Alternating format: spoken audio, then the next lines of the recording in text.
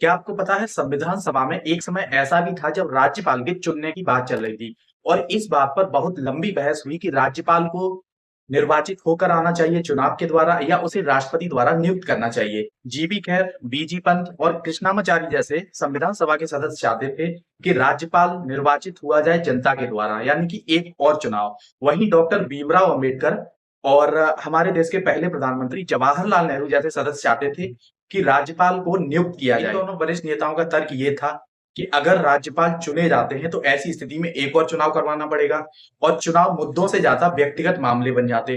चुना हुआ राज्यपाल अपने को मुख्यमंत्री से ऊपर समझता, ऐसी स्थिति में टकराव भी होता।